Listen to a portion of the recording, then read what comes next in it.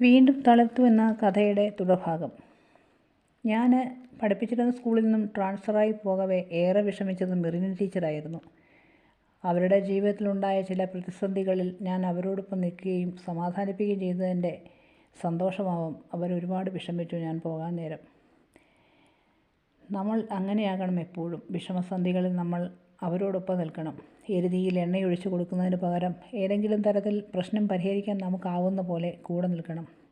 എന്തായാലും അനുഭവങ്ങളിൽ നിന്ന് മെറിന ടീച്ചർ പാഠം പഠിച്ചു. ഇപ്പോൾ അർപ്പിതിനെ കണ്ടാൽ അവർ അവൻ്റെ തലയിൽ തലോടും, തോളിൽ തട്ടും. അവർക്കിപ്പോൾ എല്ലാ കുട്ടികളോടും സ്നേഹമാണ്. ഞാൻ ആ സ്കൂളിൽ നിന്ന് ട്രാൻസ്ഫറായി പോയെങ്കിലും അർപ്പിതിൻ്റെ കാര്യങ്ങളെല്ലാം മുറ പോലെ നടക്കുന്നുണ്ടായിരുന്നു. പുതിയ സ്കൂൾ പൊൻകുന്നത്തായിരുന്നു. അങ്ങനെ അർപ്പിത് ഡിഗ്രി പാസ്സായി, നല്ല മാർക്കോടെ തന്നെ. അതുകൊണ്ട് തന്നെ ബുദ്ധിമുട്ട് കൂടാതെ തന്നെ MSc മാത്സിന് അഡ്മിഷൻ കിട്ടി. അവൻ പഠിക്കട്ടെ, അവനൊരു ജോലി കിട്ടുന്നത് വരെ. MSc കഴിഞ്ഞതോടെ B.Edന് ചേർന്നു. ഇതിനോടകം അനുബന്ധ കോഴ്സുകൾ എഴുതിയെടുത്തു. ഒരിക്കൽ അവൻ കണ്ടപ്പോൾ എന്നോട് പറഞ്ഞു, എനിക്ക് ടീച്ചറിനെ പോലെ ഒരു മാത്സ് ടീച്ചർ ആയാൽ മതി. പിന്നീട് അവൻ PSC എഴുതുവാൻ തുടങ്ങി. ഞാനിതിനിടയിൽ 2 സ്കൂൾ മാറി.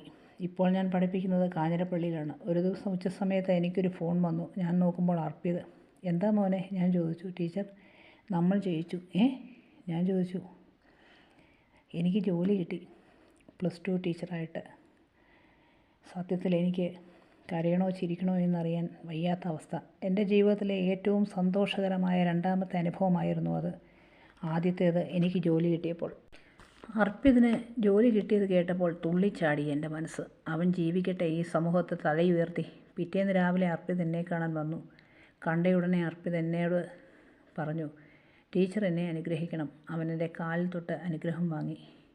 എല്ലാ ആശംസകളും നൽകി അവനെ ഞാൻ യാത്രയാക്കി.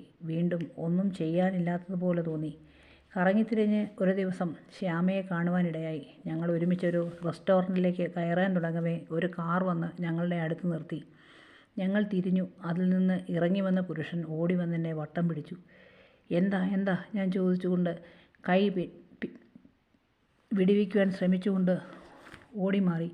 സേതു എന്ന് പറഞ്ഞുകൊണ്ട് എൻ്റെ പിറകെ ഓടി വരികയാണ്. പിന്നെയും എന്ത് ചെയ്യണമെന്നറിയാതെ ഞാൻ നിൽക്കുമ്പോൾ കാറിൽ നിന്നും പ്രായം ചെന്ന ഒരു മനുഷ്യനും ഒരു ചെറുപ്പക്കാരനും കൂടി ഓടി വന്ന്, ഏട്ടാ എന്താണ് ഈ കാണിക്കുന്നത് എന്ന് പറഞ്ഞുകൊണ്ട് അയാളെ പിടിച്ചു മാറ്റാൻ ശ്രമിക്കുന്നു. ഞാനാണെങ്കിൽ പേടിച്ചരണ്ട് ശ്യാമയുടെ പിറകിൽ ഒളിച്ചു.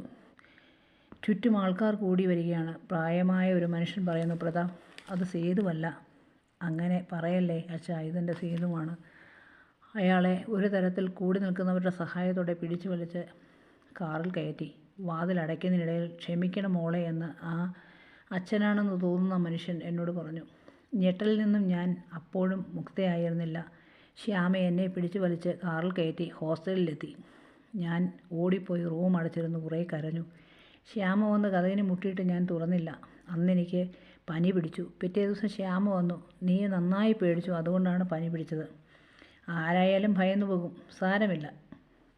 ഇല്ല ശ്യാമ, ഇത്രയും നാൾ ജോലി ചെയ്തിടത്തൊന്നും ഇത്തരം ഒരു അനുഭവം എനിക്കുണ്ടായിട്ടില്ല.